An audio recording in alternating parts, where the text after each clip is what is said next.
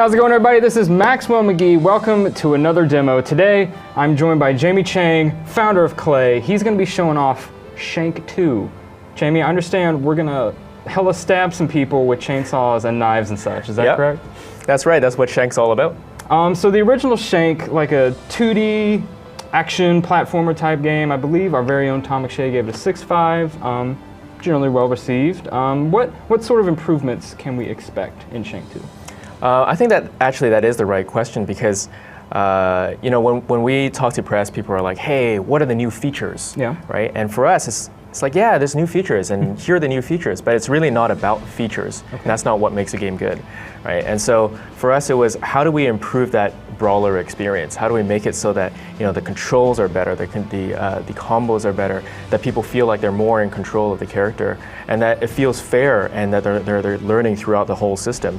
So, in a nutshell, I think that it's the little things like the precision of the controls and the advanced techniques that you can do, and the way that we've layered the pacing that makes it a way better game. All right, well, let's jump right in here. I understand we're going to see a little bit of the campaign mode, and we can see some of those changes in action.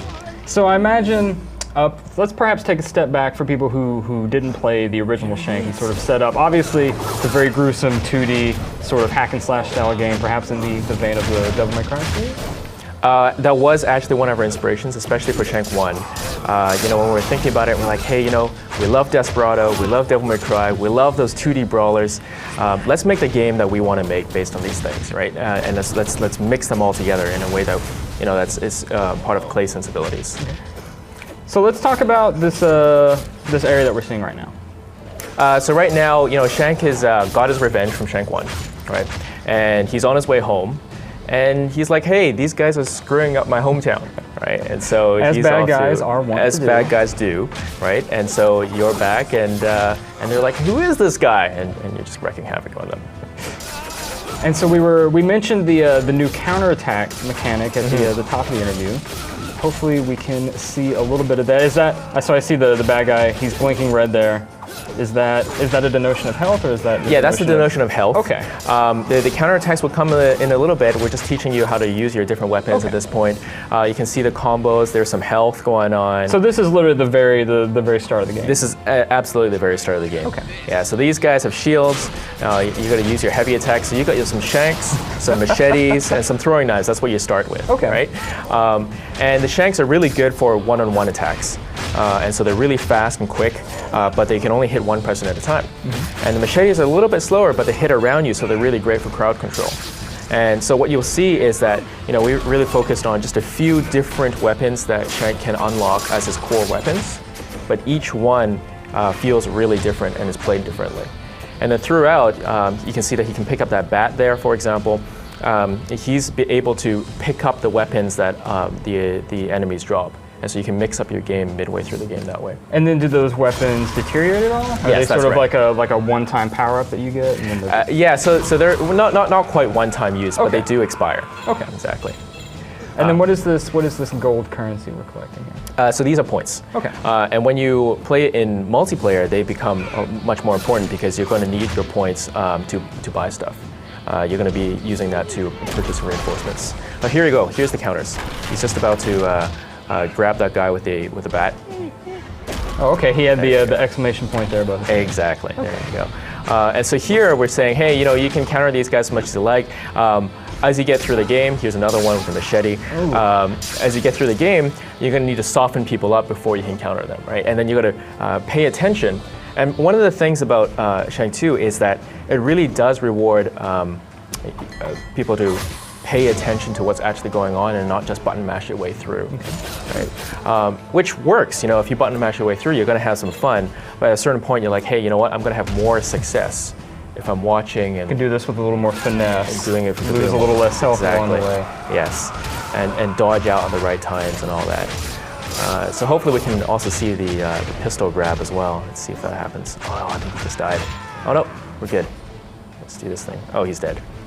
Oh, we'll find another one. He died too quickly. Yeah, it's all right. It's all right. So what sort of new weapons can we expect then from the original? So you've got the sledgehammer, right? And the throwing knives are also new. You also have, in the multiplayer, you have Karina as a whole new different character. And she's got all different weapons and all different moves as well. Okay. Yeah. We finished up this section here. Do we want to maybe jump in and show off a little bit of the new cooperative mode? Yeah, sounds good. Yeah, we can do that. We didn't quite get to the boss, but that's okay. People will be able to play that when it comes out. Yeah. We don't want to spoil anything. So I understand it's sort of like sort of fall in the vein of like the Gears of War Horde mode style, where you're fighting waves of enemies of progressing difficulty.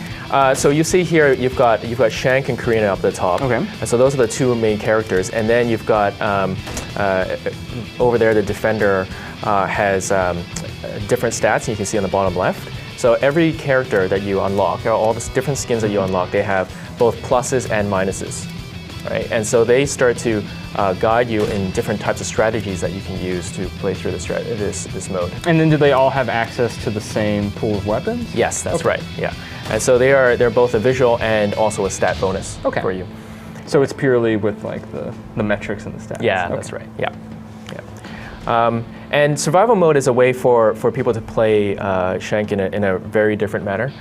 It's pretty hardcore in the sense that you can have fun, but in order to actually do really well and beat it, you got to play strategically. You got to think about what you're doing, think about what weapons you've chosen, who you've partnered up with, and what their strategies are as well. Is it perhaps like sort of a class-based function where like I'm going to be the heavy gunner and you're going to be like the light run-around melee guy? Exactly. So for example, the defender is really quick at disarming bombs. Okay. And so you'll see these bombers arm the bombs around, and you're going to need to disarm them, right? And so you may be really good at disarming bombs, and another guy may be the heavy hitter guy. Okay, so he can like cover you while you're... Exactly. And it is important because even I can't, I developed the game and even I can't beat it every single time, right? So it takes some time. See, are the waves randomly generated then, or is it the same enemy composition each time you jump in? There is an aspect of randomness, but there's also an ease in. Yeah. Okay. So maybe like does it start out with like the same sets of enemies to help familiarize yourself, and then it starts to open the floodgates? It starts to say, hey, we're going to randomize a few and see how you do. Throw a curveball your way, if you will. Exactly.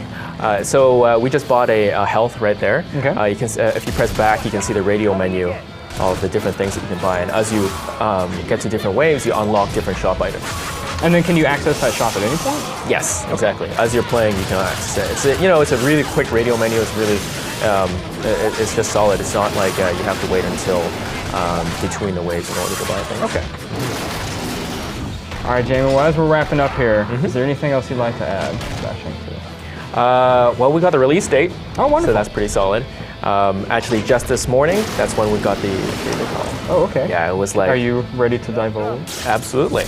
So, PlayStation, so PSN and PC is on February 7th. Okay. And Xbox is February 8th. All right. So we're totally solid. Oh, and it's $10. Wonderful. Yes. All right, well, thank you so much for stopping by, showing off the game. Thank you. It looks very messy, but also very fun. Cheers.